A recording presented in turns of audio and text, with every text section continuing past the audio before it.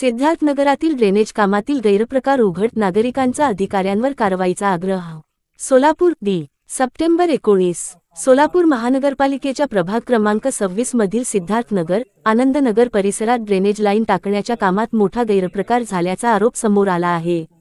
लोकशाही राणाभाऊ साठे दलित वस्ती सुधारणा योजनेअंतर्गत सन 2020 मध्ये या भागात ड्रेनेज लाईन टाकण्याचे काम पूर्ण झाले होते।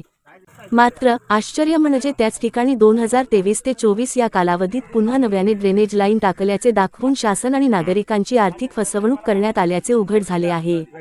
या प्रकरणी वंचित बहुजन आघाडी पक्षाचे उपाध्यक्ष रोहित लालसरे यांनी 10 मार्च 2025 रोजी आयुक्तांच्या पहा जनतेचा दरबार कार्यक्रमात औपचारिक तक्रार सादर केली होती। तक्रारीची दखल घेत आयुक्तांनी सुरुवातीला मुख्य लेखाकार रुपाली कोळी यांची चौकशी अधिकारी म्हणून नियुक्ती केली। मात्र 5 वेळा स्मरणपत्र देऊनही आरोग्य विभागाने कोणतीही कागदपत्रे अथवा माहिती उपलब्ध करून दिली नाही।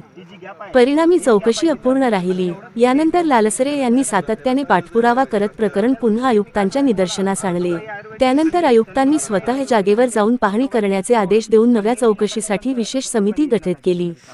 या समितीत सहाय्यक अभियंता दीपक वसंत राजपूत, सहाय्यक अभियंता रामचंद्र पेटर, कनिष्ठ अभियंता परशुराम व्यंकटराम बोमकंटी यांचा समावेश करण्यात आला। दिनांक 19 सप्टेंबर 2025 रोजी या समितीच्या उपस्थितीत आरोग्य अधिकारी श्री चौबे यांनी पाहणी केली। तपासात उघड झाले की खोट्या कागदपत्रांच्या आधारे निधी मंजूर करून घेतला गेला असून ठेकेदार व संबंधित अधिकाऱ्यांनी शासनाच्या निधीची लूट केली आहे। या गंभीर गैरव्यवहाराबाबत परिसरातील नागरिकांमध्ये तीव्र नाराजी असून संबंधित अधिकारी व ठेकेदारांवर कठोर कारवाई करावी अशी मागणी नागरिकांकडून जोर धरत आहे। नागरिकांचे म्हणणे आहे की सार्वजनिक निधीचा असा गैरवापर हा लोकांच्या विश्वासघातासमान आहे। जबाबदार अधिकाऱ्यांवर तसेच ठेकेदारांवर फौजदारी कारवाई झाली पाहिजे, अन्यथा आम्ही तीव्र आंदोलन करू।